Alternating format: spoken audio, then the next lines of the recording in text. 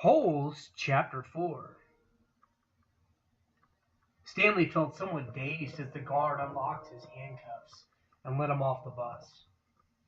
He'd been in the bus for over 8 hours. "Be careful," the bus driver said as Stanley walked down the steps. Stanley wasn't sure if the bus driver meant for him to be careful going down the steps or if he was telling him to be careful at Camp Green Lake. "Thanks for the ride," he said. His mouth was dry and his throat hurt. He stepped onto the hard, dry dirt. There was a band of sweat around his wrist where the handcuff had been. The land was barren and desolate. He could see a few run-down buildings and some tents. Farther away, there was a cabin beneath the 2 tall trees. Those 2 trees were the only plant life he could see. And there weren't even weeds. The guard led Stanley to a small building. A sign out front said, "You are entering Camp Green Lake Juvenile Correctional Facility."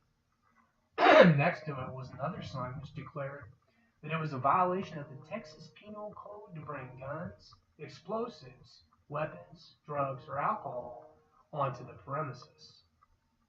As Stanley read the sign, he couldn't help but think, well, duh. The guard led Stanley into the building, where he felt the welcome relief of air conditioning. A man was sitting with his feet up on a desk. He turned his head when Stanley and the guard entered, but otherwise didn't move. Even though he was inside, he wore sunglasses and a cowboy hat. He also held a can of soda, and the sight of it made Stanley even more aware of his own thirst.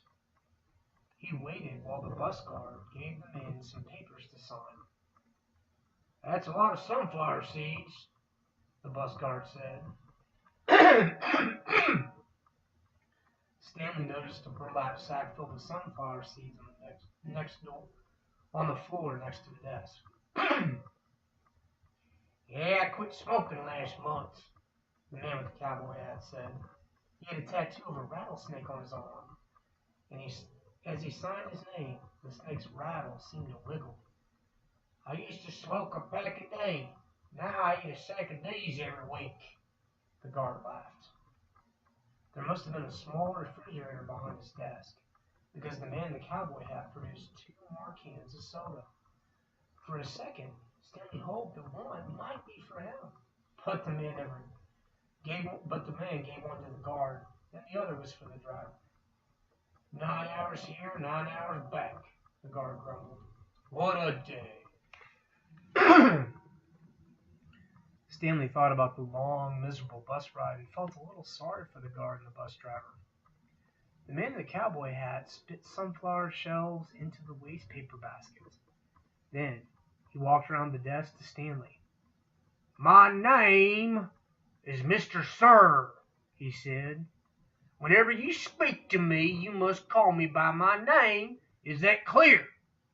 Stanley hesitated. Yes, Mr. Sir," he said, though he couldn't imagine that was the man's real name. "You ain't the Girl Scouts anymore," Mr. Sir said. Stanley had to remove his clothes in front of Mr. Sir, who made sure that he wasn't hiding anything. He was given 2 sets of clothes and a towel. Each set consisted of a long-sleeved orange jumpsuit, an orange t-shirt, and yellow socks.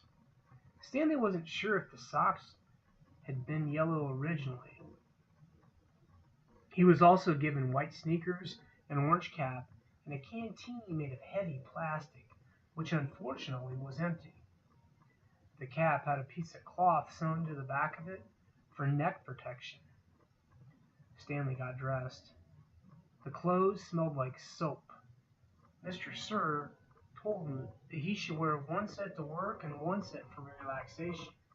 Laundry was done every 3 days.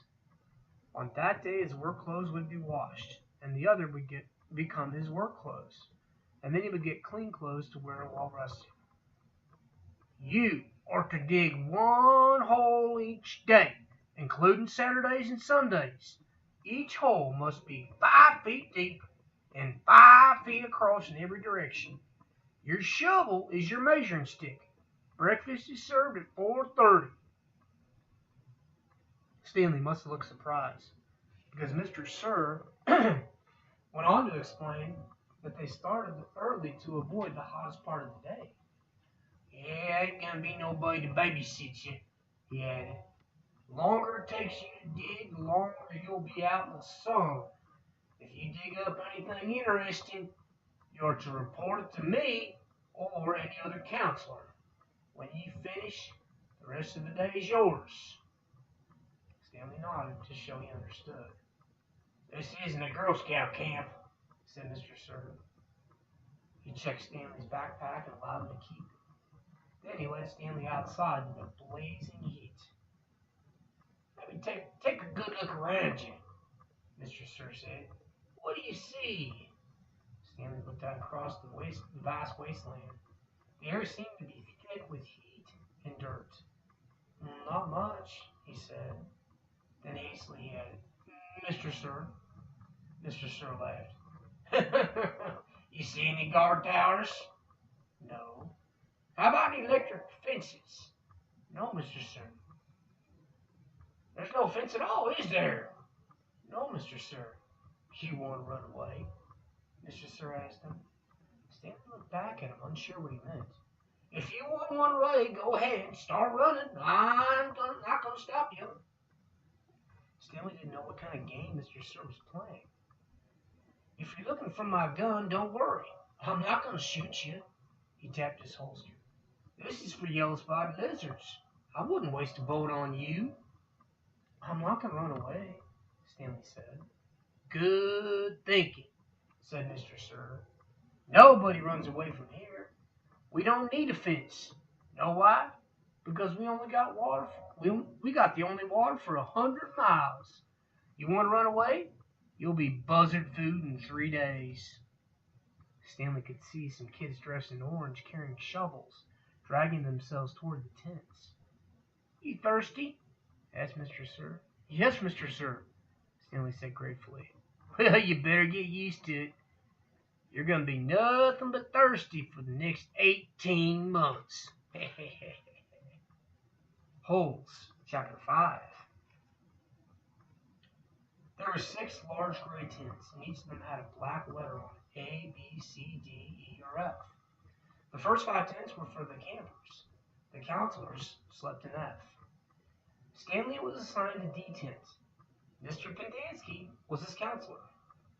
My name is easy to remember, said Mr. Pendanski as he shook hands with Stanley just outside the tent. 3 easy words, pen, dance, key. Mr. Sir returned to the office. Mr. Pendanski was younger than Mr. Sir and not nearly as scary looking. The top of his head was shaved so close it was almost bald, but his face was covered with a thick, curly black beard. His nose was badly sunburned. Mr. Sir isn't really so bad, said Mr. Pendanski. He's just in a bad mood ever since he quit smoking. The person you gotta worry about is the warden. There's really only one rule at Camp Green Lake. Don't upset the warden. Stanley nodded as if he understood. I want you to know, Stanley, that I respect you, said Mr. Pendanski. I understand you made some bad mistakes in your life. Otherwise, you wouldn't be here. But everyone makes mistakes. You might have done some bad things, but that doesn't mean you're a bad kid. Stanley nodded. It seemed pointless to try to tell his counselor he was innocent. He figured that everyone probably said that. He didn't want Mr. Pendanski to think he had a bad attitude. I'm going to help you turn your life around, said his counselor. But you're going to have to help too. Can I count on your help? Yes, sir, Stanley said. Mr. Pendanski said, good, and patted Stanley on the back. 2 boys, each carrying a shovel, were coming across the campground. Mr. Pendanski called to him, Rex, Allen, I want you to come here and say hello to Stanley. He's the newest member of our team. The boys glanced wearily at Stanley. They were dripping with sweat, and their faces were so dirty, it took Stanley a moment to notice that one kid was white and the other was black. "What happened to Boffbag?" asked the black kid. "Louis is still in the hospital," said Mr. Pendanski.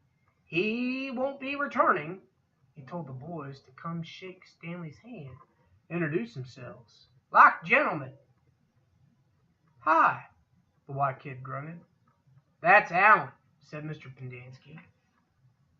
"My name's not Alan," the boy said. "It's Squid. And that's X-Ray." "Hey," said X-Ray. He smiled and shook Stanley's hand. He wore glasses, but they were so dirty that Stanley wondered how he could see out of them. Mr. Pendanski told Alan to go to the rec hall and bring the other boys to meet Stanley. Then he led him inside the tent. There were 7 cots, each one less than 2 feet from the one next to it. "Which was Louis's cot?" Mr. Pendanski asked. "Boffbag slept here," said X-Ray, kicking at one of the beds. "All right, Stanley, that'll be yours," said Mr. Pendanski. Stanley looked at the cot and nodded. He wasn't particularly thrilled about sleeping in the same cot that had been used by somebody named Barfbag. 7 crates were stacked in 2 piles at the side of the tent. The open end of the crates faced outward. Stanley put his backpack, change of clothes, and towel in what used to be Barfbag's crate. He was at the bottom of the stack that had 3 in it. Squid returned with 4 other boys. The first were introduced by Mr. Pendanski as Jose, Theodore, and Ricky. They called themselves Magnet, Armpit, and Zigzag. "Well, they all have nicknames," explained Mr. Pendanski. "However, I prefer to use the names that their parents gave them, the names that society will recognize them by when they return and become useful and hard-working members of society." "It ain't just a nickname," X-Ray told Mr. Pendanski. He tapped the rim of his glasses. "I can see inside you, Ma. You got a big fat heart." The last boy didn't either have a real name or else he didn't have a nickname. Both Mr. Pendanski and X-Ray called him Zero. "Do you know why his name's Zero?" asked Mr. Pendanski. "Because there's nothing inside his head." He smiled playfully and shook Zero's shoulder. Zero said nothing.